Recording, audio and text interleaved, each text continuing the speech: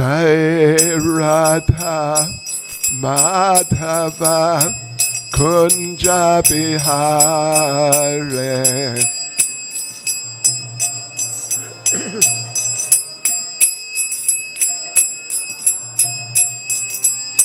Jai Radha Madhava Kunja Bihare.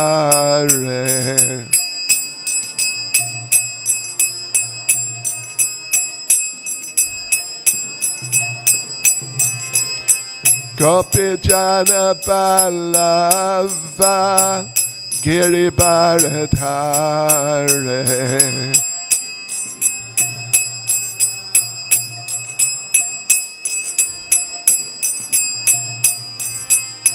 Gopi Jana Ballava Giribharadhare.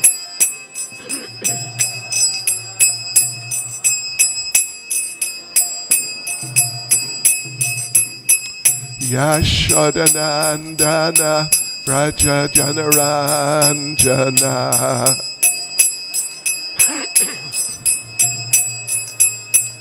Yashodanandana Vraja Janaranjana.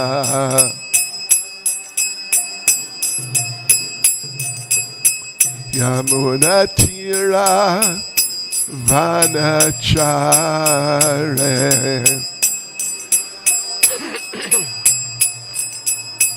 Yamunatira Vanachare.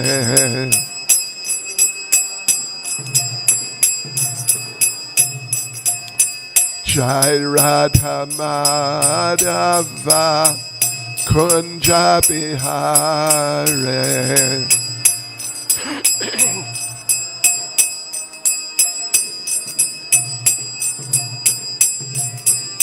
Jai Radha Madhava Kunja Bihare.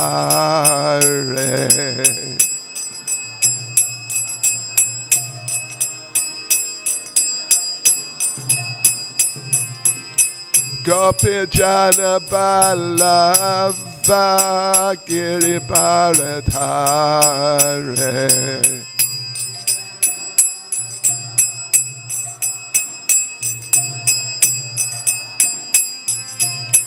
Gopi Jana Ballava Giribharadhare.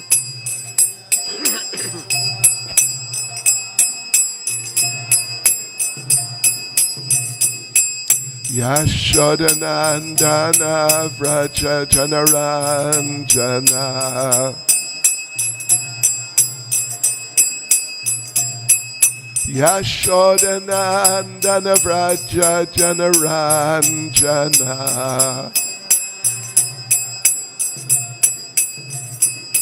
Yamunatira Vanachare.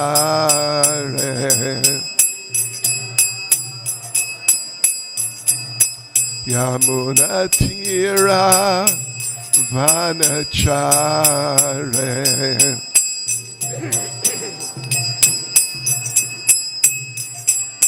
Jai Radha Madhava Kunja Bihare.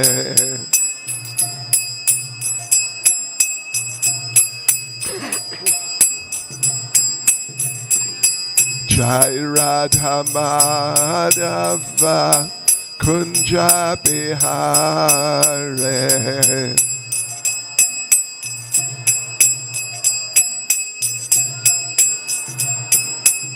Jai Prabhupada, Prabhupada, Prabhupada, Jai Prabhupada.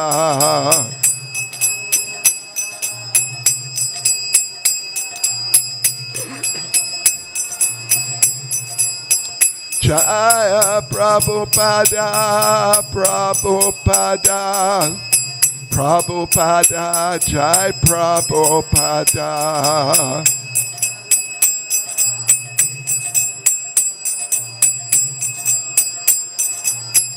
Jai Jai Prabhupada, Prabhupada, Prabhupada, Prabhupada.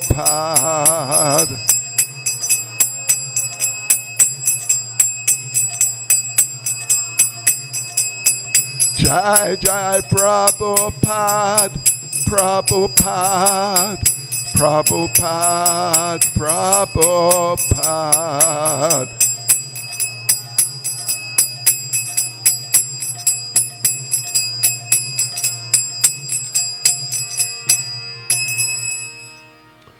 Jai Vishwad Paramahansa Parivrajacharas Srimad.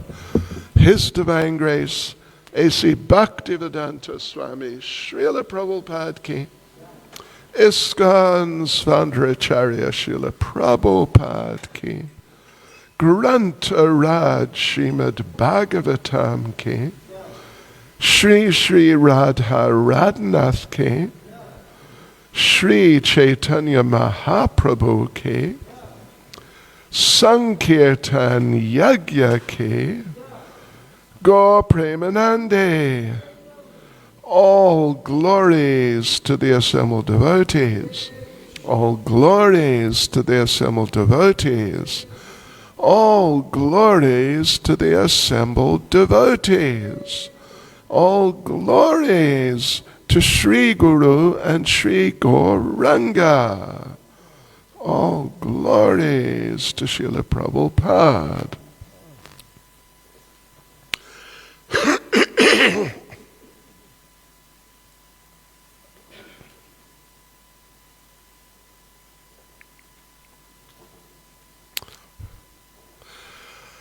Om Namo Bhagavate Vasudevaya.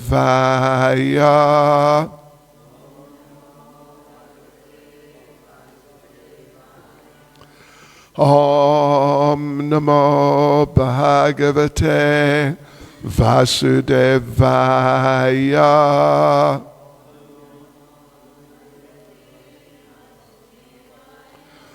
Om Namo Bhagavate Vasudevaya.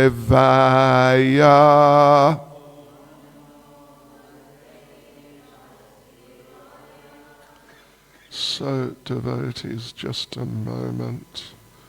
But anyway, today we are reading from Srimad Bhagavatam, Canto 4, Chapter 24, chanting the song sung by Lord Shiva. And today we are reading verse 70.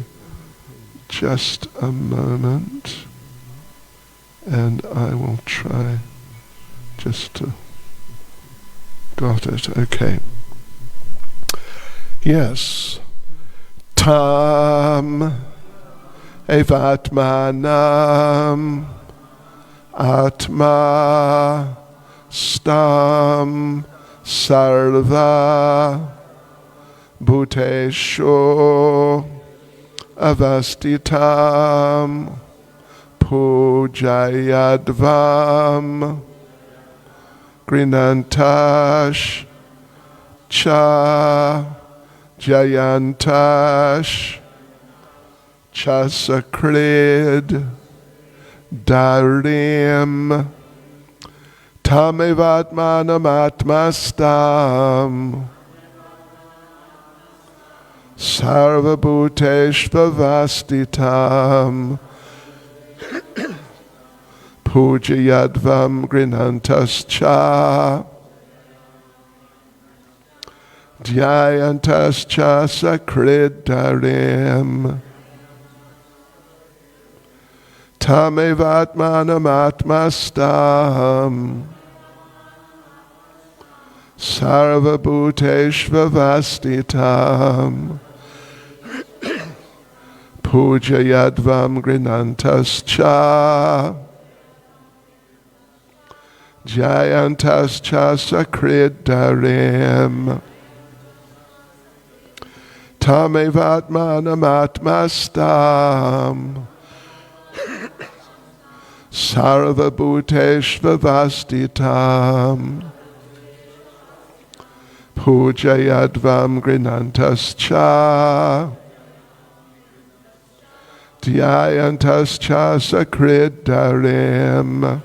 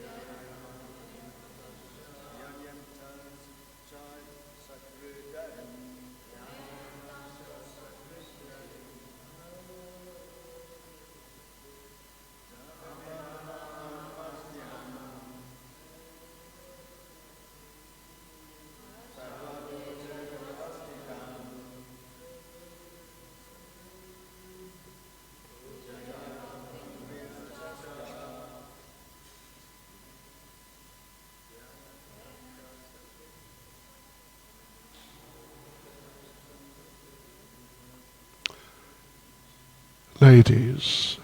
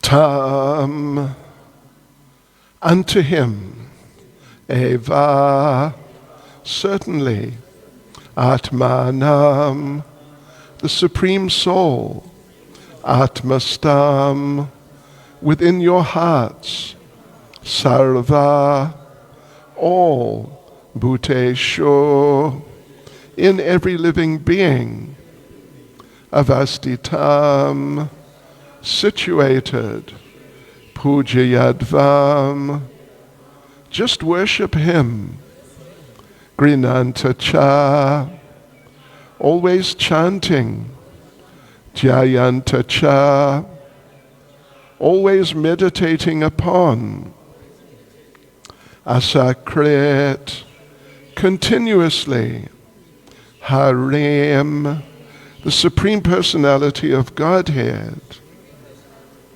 Translation. Therefore, O sons of the King, the Supreme Personality of Godhead, Hari, is situated in everyone's heart. He is also within your hearts. Therefore, chant the glories of the Lord and always meditate upon him continuously. Purport by Srila Prabhupada. The word asakrit is significant, for it means not just for a few minutes, but continuously. That is the instruction given by Lord Caitanya Mahaprabhu in his Shikshastakam, verse 3, Kirtaniya Sada Hari, which appears in Chaitanya Charitamrita Adilila, chapter 17, verse 31. The holy name of the Lord should be chanted 24 hours daily. Therefore, in this Krishna consciousness movement, we request the devotees to chant at least 16 rounds on their beads daily. Actually, one has to chant 24 hours daily, just like Thakur Haridas, who was chanting the Hare Krishna mantra 300,000 times daily. Indeed, he had no other business. Some of the Goswamis, like Raghunath Das Goswami, were also chanting very rigidly and also offering obeisances very rigidly. As stated in Srinivasa Acharya's prayer to the 6 Goswamis, Shad Goswami Ashtaka, Sankhya Purvaka Nama Gana Natabi Kalavasani Krito. The word Sankhya Purvaka means maintaining a numerical strength. Not only was Raghunath Das Goswami chanting the holy name of the Lord, but he was also offering obeisances in the same prolific numbers. Because the princes were ready to enter into some severe austerity in order to worship the Lord, Lord Shiva advised them to constantly chant of and meditate upon the Supreme Personality of Godhead. It is significant that Lord Shiva personally offered his prayers to the Supreme Personality of Godhead, just as he was taught by his father, Lord Brahma. Similarly, he was also preaching to the princes according to the Parampara system. One not only should practice the instructions received from the spiritual master, but one should also distribute this knowledge to one's disciples. The words Atmanam Atmastam Sarvabhuteshvavastitam are also significant. The personality of Godhead is the origin of all living entities. Because the living entities are parts and parcels of the Lord, he is the Father of all of them. One can search out the Supreme Lord very easily within one's heart, for he is situated in every living entity's heart. In this verse, the process of worshipping the Lord is considered to be very easy and complete, for anyone can sit down anywhere and in any condition of life and simply chant the holy names of the Lord. By chanting and hearing, one automatically engages in meditation. Could I have a cup of water, or half a cup at least, please? Yes, so the verse again. Tamevatmanam atmastam sarvabhuteshvavastitam pujayadvam grinantascha jayantascha sakrid darim. Therefore, O sons of the King, the Supreme Personality of Godhead, Hari, is situated in everyone's heart. He is also within your hearts. Therefore, chant the glories of the Lord and always meditate upon him continuously.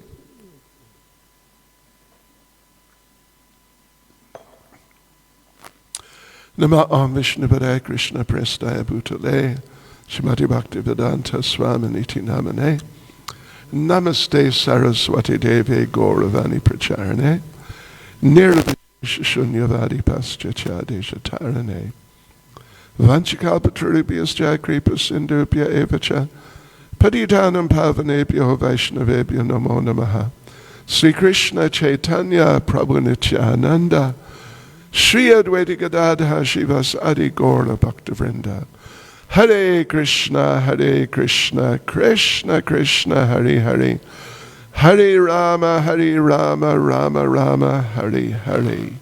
Yes, so Lord Shiva is continuing giving his very wonderful instructions, advice, but it's instructions actually, to the Prachetas, the sons of King Prachanabarhishat.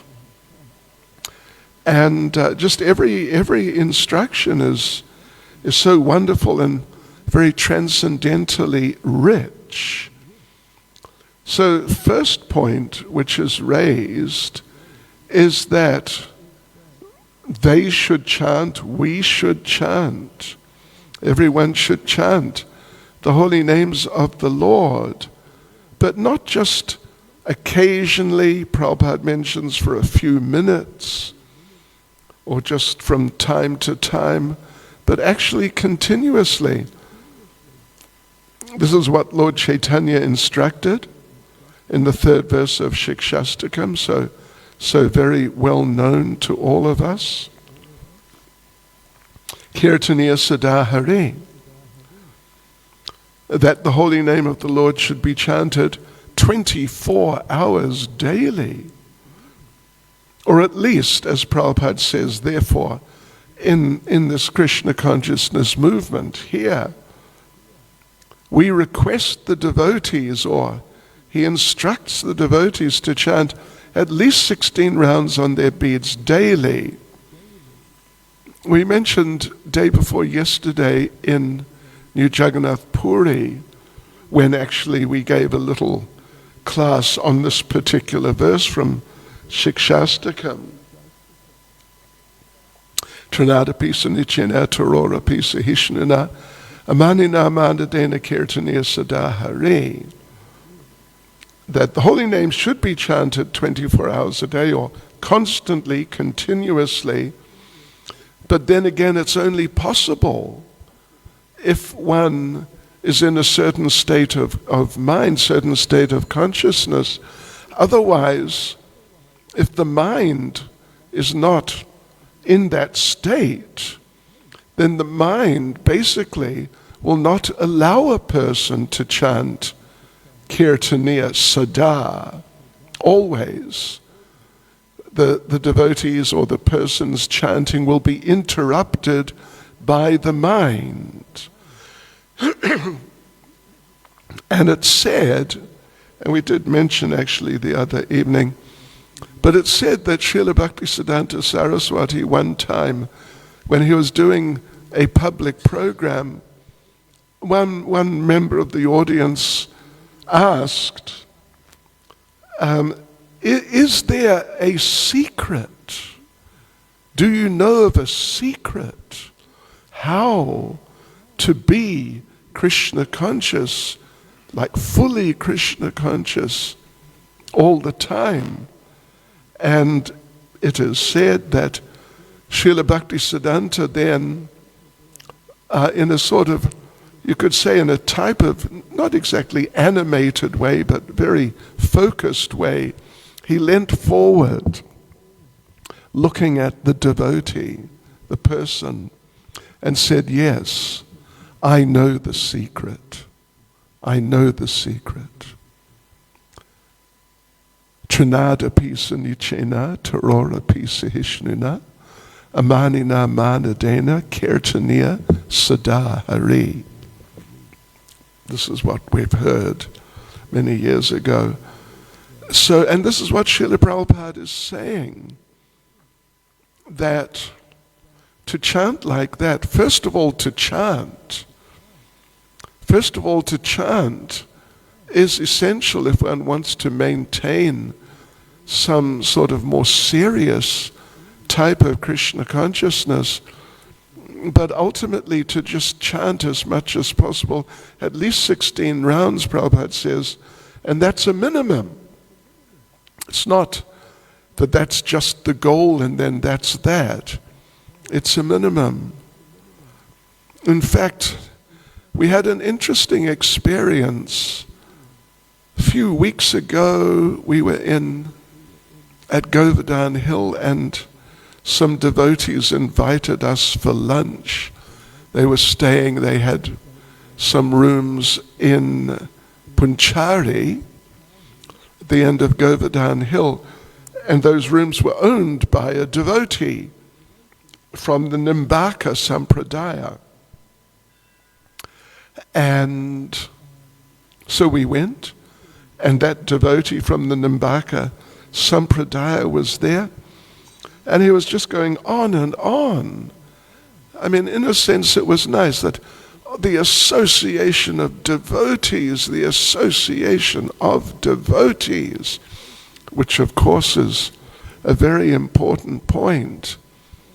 But we could see he wasn't really engaged, at least not in a very regular way. He wasn't engaged in chanting. And although he was expressing strongly how extremely happy he was to have the association of devotees, I mean, at least for half an hour he didn't stop.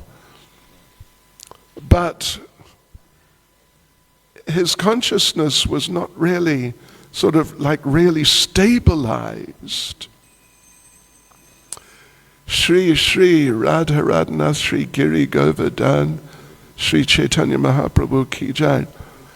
And indeed we see that in Vrindavan. There's so many of these old temples with the old deities, and in some cases very amazing deities and famous and just like very unique deities. But a lot of it, I mean most of it, is in a deteriorated state. Some has deteriorated so much that they just can't even look after the deities, and they have to give them to other temples which are doing better financially to look after, because they just can't manage it any longer. Like in the famous Radha Damodar temple, which Prabhupada stayed in, on the altar they have, I think it's 4 sets of important deities worshipped by great acharyas in our line. And those deities were worshipped in their own temples before, but then they couldn't manage, and so now they've gathered there in the Radha Damodar temple, which is very nice, but it's just a shame, really. And in other cases it's like that also. In other cases it's like that. And one of the most, if not the most, probably the most important factor in that is that there is not enough chanting going on. Not enough. In some cases, really not much at all. It means like you just practically never see them chant, but at least not enough. And so, therefore, the whole of Krishna consciousness becomes undermined, even though they're engaged in many other ways.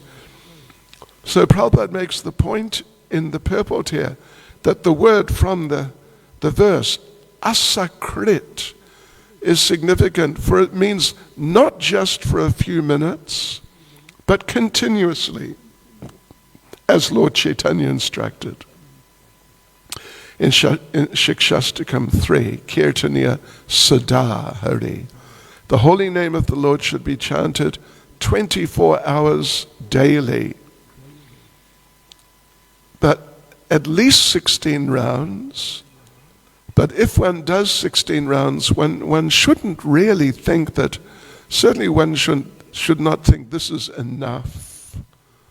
And, therefore it's fine that I stop and I don't need to do any more. We saw with Srila Prabhupada that, of course, he was very busy preaching and then organizing the Krishna consciousness movement. But whenever there was a few minutes to spare, he would pick up his bead bag and start chanting. It was just like every time he would do like that. So, Kirtaniya Sada Hari. Yes, of course, Haridas Thakur, the way it's put here is that he chanted the Hare Krishna mantra 300,000 times daily. Hare Krishna mantra 300,000 times daily. So anyway, he was chanting 300,000 names at least daily. This is what we generally hear. Which means, well, one can calculate, divide 300,000 by 1,728 and see what result you get. Because that's how many rounds. And it's something, I forget exactly. What is it? 300,000 divided by, oh, you've got your thing there. It's about 170 rounds or something along those lines, give or take a few. How many? No, 300,000 divided by 1,728, because that's the number of names in 16 rounds. Yes, because it's names.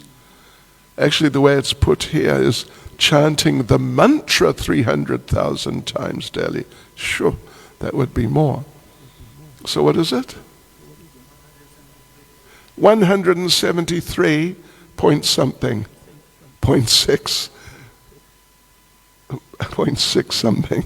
Okay, so say 173, 174 rounds. And one time I met Sachinandan Maharaj, he's really into chanting. I mean, he is just really into chanting. And he was staying at Alalanath near Jagannath Puri.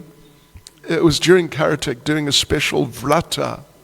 And the vrata was to chant 300,000 names a day, 173, 174 rounds a day. And he told me, we talked just very briefly, because he was just so much into keeping going with the chanting, and he said that, I can see that in order to do this, if you don't have love of God, it'll just be, it's so extremely difficult, because you cannot do anything at all other than chant. There's just no time. To bathe, you've got to do it quickly. To eat, if you're going to eat a little, just a little, but do it quickly. And he told me that he couldn't talk to me for long because he had to get back to his chanting like now and just keep at it. So Prabhupada says, indeed, Haridas Thakur had no other business. In other words, very rigidly, in a totally focused, concentrated way, he was just absorbed in pure Krishna consciousness. Prabhupada mentions Srila Raghunath Das Goswami, who was also, and other of the 6 Goswamis, also chanting very rigidly, and particularly in the case of Raghunath Das Goswami, offering obeisances also very rigidly. It's explained in Caitanya Charitamrita. He would generally chant 100,000 names, which is, if you divide 174 by 3, it's whatever it is, a bit less than 60, right? Anyway, it's something like that, 174 divided by 3, 58. So that's what he was doing every day. And, I've had experience just personally, and I've seen others too, when we do these japa workshops and japa retreats, we have a 64-round day. And generally speaking, it really takes the better part of the day. And by the time you've finished the 64 rounds, you think that Yeah, right. that really was something. But now, so Raghunath Das Goswami was basically doing that, 100,000 names a day. But then, as Prabhupada says, he was doing other things, offering obeisances very rigidly. He offered obeisances to deities 1,000 times a day. And he offered obeisances to devotees 2,000 times a day. Every day. And then, on top of all that, he gave class, and it's said generally on Lord Caitanya, he would give class on Lord Caitanya for plus or minus 3 hours a day. Hare Krishna. You know, I mean, if anyone wants to just try it out and see what it's like, please do and report back. But this is quite a program. In fact, the program was such that he was busy doing these things. It said 22.5 hours a day. Then he had 1.5 left for everything else, including sleeping and bathing and eating. And anyway, it's superhuman in terms of the nature of the typical living entity living in bodily consciousness in this material world and dealing with the body on an ongoing basis. To live on an ongoing basis like that, it's superhuman. It's actually superhuman. But he was so, not just like rigid in the sort of like being tough and just, you know, carrying on regardless, that sort of thing. He was just so absorbed and ecstatic in all these things that quite often he would forget about taking a little rest, eating something, even bathing perhaps. And after 3 or 4 days, he had an assistant, or there was a little group of devotees with him. And after a few days, I mean, they would not be sort of on him regularly, but after maybe 3 or 4 days, they would say, "Oh, Srila Raghunath Das, you have not eaten for 4 days. You haven't laid down, you haven't rested for 4 days. We think you should do something like that, because otherwise the body, it may be a bit much for your body." But that's what he was like. And there's one description we've mentioned before, that when he was in his old age, because he lived to some very old age, 90 or something like that, when he was in his very old age, then he was still doing all these things. And it's described how there was a small group of devotees, maybe 3 or 4 or 5, visiting Radha Kund, Shama Kund, where Srila Raghunath Das Goswami was living. And they were going around visiting the temples. There were a few temples around at that time. Of course, it's not like today, it's just one temple after another. But there was a few temples around.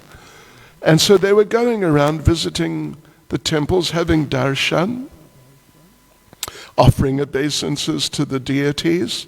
And they came to one, it's not stated which one, but they came to one, they went in, and what did they see?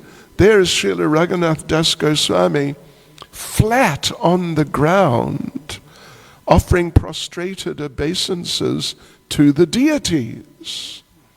So they came in, And they also offered prostrated obeisances to the deities, and then they stood up. But they saw Srila Raghunath Das Goswami did not stand up. And so they're a little concerned because he's elderly, maybe something's wrong. So after just little while, they actually went and gently lifted him up. And it became clear he just was not able to stand up himself. And so they spoke to him and they said, you know, Srila Raghunath Das Goswami, you are such a great devotee, but you're elderly. Physically, your body is not strong at all. So, you know, at this point, there's no need for you to offer prostrated dandavats. You don't have to do that. Just stand there like this and offer pranams, offer a prayer to the deities. Krishna will understand. And Srila Raghunath Das Goswami said, oh, that's very good advice. Thank you so much. That is very good. I will do that. I will do that. Very good. So the next day, that same little group of devotees came around, again, same program, and they came to the same temple, and there was Srila Raghunath Das Goswami prostrated on the ground. And they decided just to leave him because, you know, that was what he wanted to do. So yes, he was doing all these things. We mentioned chanting, whatever, 58 rounds a day at least, giving class for 3 hours at least, offering obeisances to deities 1,000 times, to devotees 2,000 times. He was doing this rigidly. You could say rigidly in that he was just doing it and he didn't stop. But it's not that he had a rigid type of consciousness. That yes, you know, I'm doing these difficult things and it's a strain for my body, but I will carry on because I must do it in order to be rigid. He was chanting in ecstasy. He was speaking for 3 hours a day just in ecstasy. He was offering obeisances to the deities in ecstasy as a very deeply felt interaction and exchange with the deities. And he was offering obeisances to the devotees in the same way, same mood, deeply felt that these Vaishnavas, they are just so wonderful. I must offer them obeisances, of course, like that. Not just like, yes, you know, I have taken a vow, so I do it. Down, up, like that sort of thing. As Prabhupada is said to have said that, what is it? If you offer obeisances, if you're sitting down on the ground, but you just lean forward, if your body is sort of supple enough, you lean forward while sitting and touch your head to the ground. We were told, at least we were definitely told, right when we were very, very new devotees, that Srila Prabhupada said, this is lazy man's obeisances. Yeah. And for that matter, in Nectar of Devotion, when Srila Rupa Goswami, Srila Prabhupada are listing out the different activities of a devotee, 64 activities, then offering obeisances, of course, is there. And Prabhupada makes some mention of how you should do it. It's not just you do it, but you should really bow down, actually, and not another one we heard, at least we were told, like repeatedly in the early days, that when you offer obeisances, it's not just down, up, and it's done now, but you're meant to chant, to offer prayers. Otherwise, they told us, Srila Prabhupada said, if you just do the down, up obeisances, we were told this is called jackknife obeisances. You know, apparently you get these knives, you just press a button and the blade comes out just like that.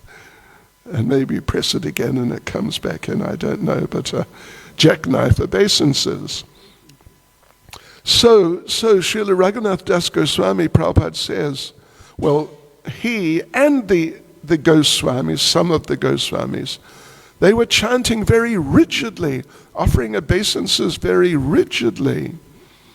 And Prabhupada quotes, as he does on a number of occasions, from Shad Goswami Astakam of Srinivasa Acharya, Sankhya Purvaka Nama Gana Natabi Kalavasani Krito. Sankhya means to enumerate, literally.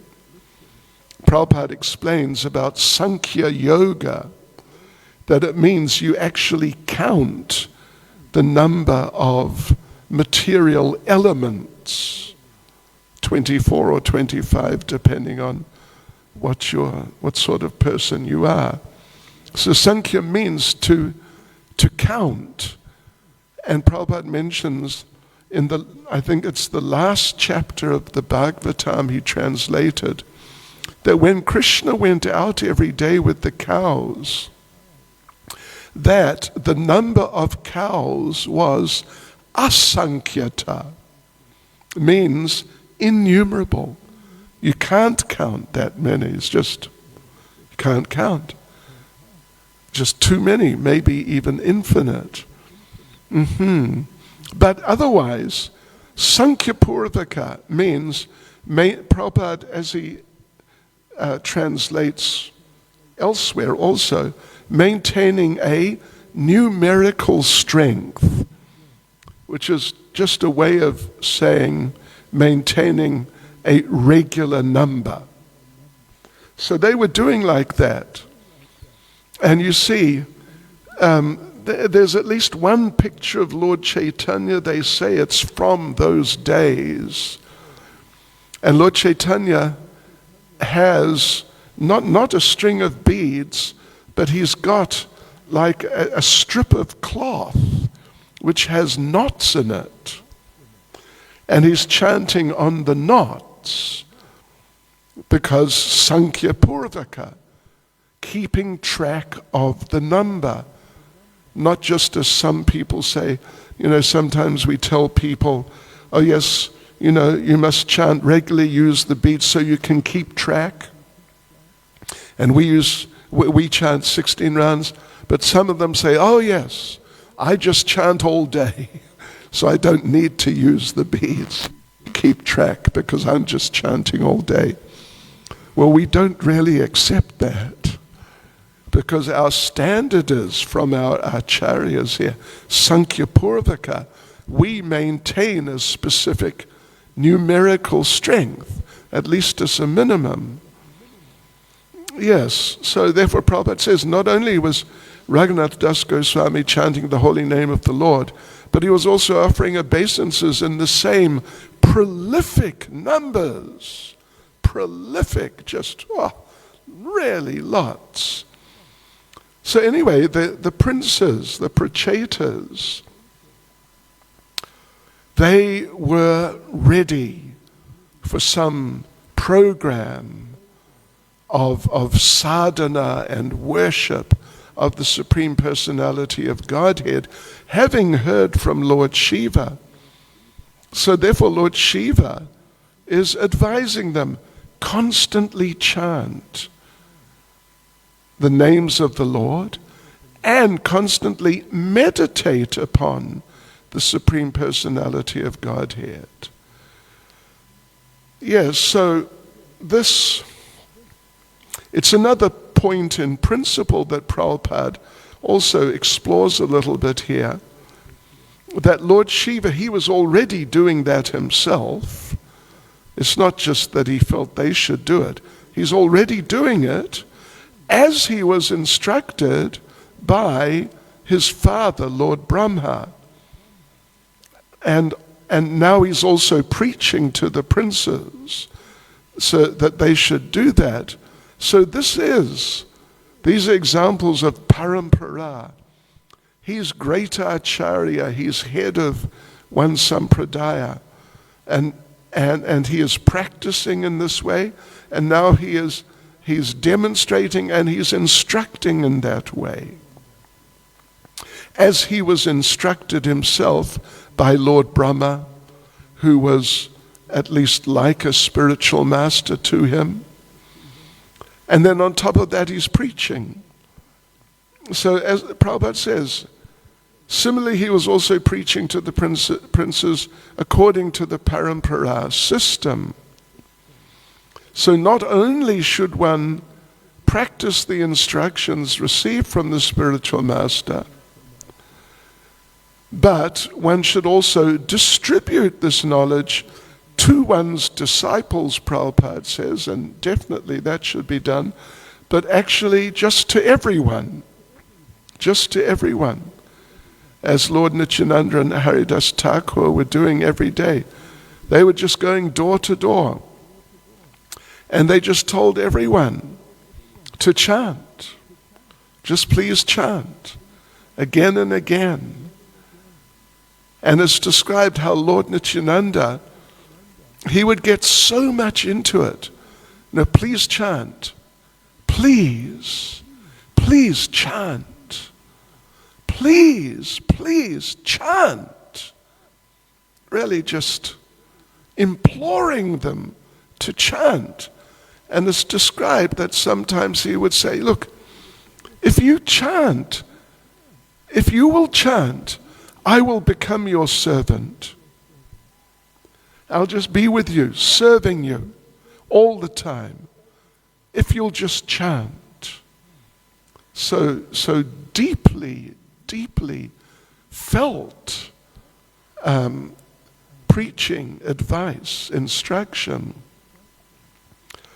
So yes, we are all, generally we're disciples, and of course we are to practice what we're told to do.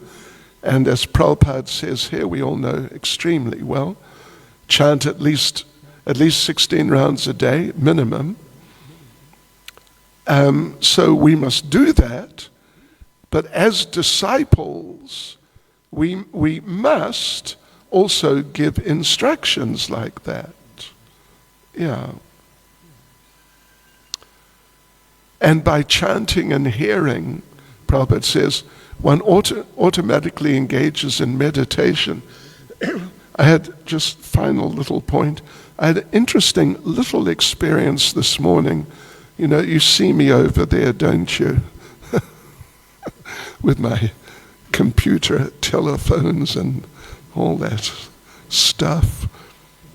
This morning, someone came online, someone named Sean, and said, how do you achieve samadhi? What is the sadhana? Basically, that was the idea. Achieve samadhi, how to, and what sadhana should one do? So I just, mainly I'm there chanting. I don't want to get sidetracked too much. But so I told him that, the samadhi means to be just fully absorbed in service to the Supreme Personality of Godhead. And what's the sadhana? Well, there are certain activities like chanting and not doing certain things. But ultimately, the foundation of the sadhana is to be constantly engaged in devotional service, meaning, in a little broader sense, Krishna conscious activities. and of course including actual service to the Lord. But then the fellow said, no, I want to know, what's the sadhana? and so anyway, we're going to write something to him. But it's like that the sadhana is engagement in Krishna consciousness based on chanting, and the samadhi, the sadhya, the perfection, is to be engaged in those things and to just be absorbed in service to Krishna in different ways, but it's all service to Krishna. Hare Krishna. Any comments, questions?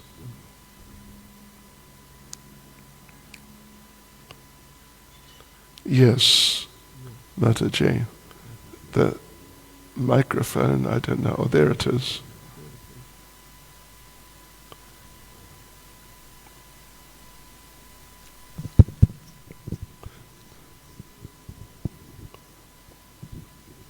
Hare Krishna. Thank you for the beautiful class. It's just that we have a lot to do and a lot to go. Taking the example of Raghunath Das Goswami and the previous acharyas, we lack so much, in relation to them. So we have a long way to go.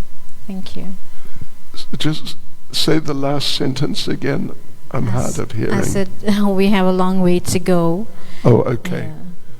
Yes.